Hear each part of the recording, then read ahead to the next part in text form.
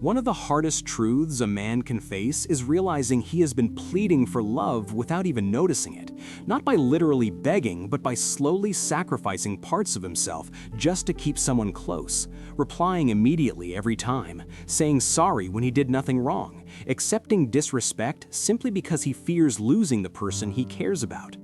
At first, it feels like devotion, like patience, like genuine love.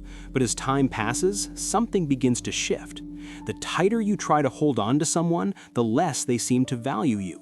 And eventually, a painful thought appears in your mind. Why am I the only one putting in all the effort? Here is the harsh reality many men understand too late. Love rarely thrives where self-respect is absent. More than 2,000 years ago, Stoic thinkers warned about this very danger. They believed that when a man places his value in someone else's hands, he quietly gives away the source of his strength, his inner power.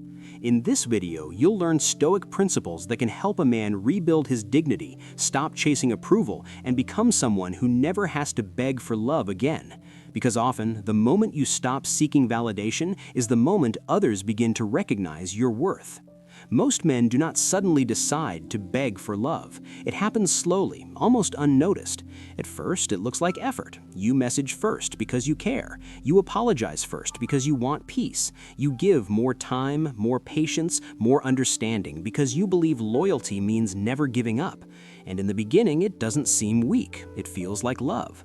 But there is a boundary many men cross without seeing it, a small line between commitment and abandoning yourself. Once that line is crossed, the balance of the relationship starts to change. Maybe it begins with something minor, a disrespectful comment. You notice it, you feel it, but instead of speaking up, you ignore it. You tell yourself it's not worth the conflict. Then it happens again. Plans get canceled, messages feel cold, your effort is met with indifference, and once more, you stay silent, because deep down, a quiet fear starts growing. What if I lose this person? Once fear enters the relationship, everything changes. You become more cautious, more accommodating, more willing to tolerate things that once would have bothered you. Not because you are weak, but because you fear losing the connection. And this is where many men fail to notice the shift. Effort slowly becomes approval-seeking. Marcus Aurelius warned about this when he wrote, "Never value anything so much that it causes you to lose your self-respect." Think about the strength of that message. If keeping someone in your life requires lowering your standards, hiding your feelings, or accepting disrespect, then what you are protecting is no longer love, it is attachment rooted in fear. And fear slowly destroys something every man needs to be respected, his dignity. Many men eventually learn a painful truth. The moment a man becomes afraid to lose someone, he often starts losing their respect. Not because the other person is evil, but because people naturally respond to confidence and boundaries. When a man values himself, it shows in how he speaks, how he acts, and what he refuses to accept. But when he fears losing someone, his energy changes. He explains too much, he tolerates too much, he accepts less than he deserves, and little by little, respect fades.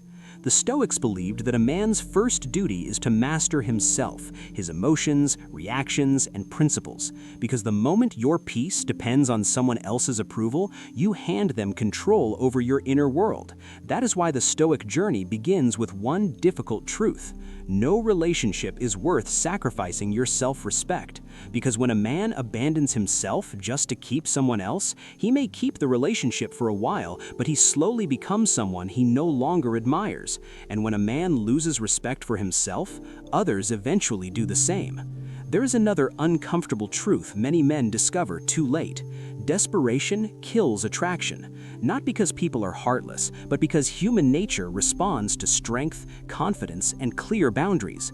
When a man is centered in his own life, he feels different. He has purpose, direction, standards, and because of that, his attention has value. But when a man makes one person the center of his emotional world, something changes. He becomes overly available, overly eager to please, overly dependent. At first, it may look like kindness, but over time, the energy shifts. Instead of seeming like a man choosing someone, he seems like a man hoping to be chosen. That difference matters more than most realize.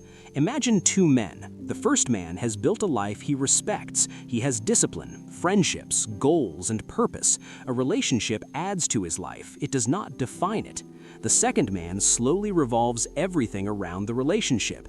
His mood depends on texts. His confidence depends on attention. His peace depends on whether someone stays. Which man is more likely to be respected? The Stoics would say the answer is clear. Marcus Aurelius often reminded himself, "Look within. Within is the source of good." His meaning was simple. A man who builds worth from within no longer depends on outside validation, and that independence creates powerful presence. Because when someone knows you don't need their approval to feel complete, your attention becomes far more valuable. But when your happiness depends on their response, they feel that pressure, and pressure rarely creates attraction. It creates imbalance.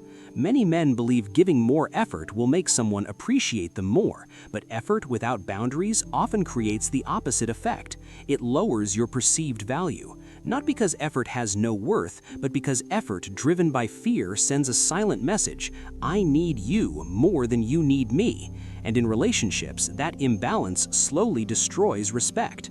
The Stoics believed a wise man does not cling to what he cannot control. No matter how deeply you care, one truth remains. You cannot control whether someone values you. You cannot control whether they stay. You cannot control how deeply they care. What you can control is something far greater: your standards, your actions, your self-respect. When a man anchors himself in those things, everything begins to change. He stops chasing approval. He stops explaining too much. He stops trying to convince others of his worth. Instead, he simply lives in a way that proves it. And ironically, that's often when people start seeing him differently. Because the man who no longer chases attention is often the man whose attention becomes the most valuable.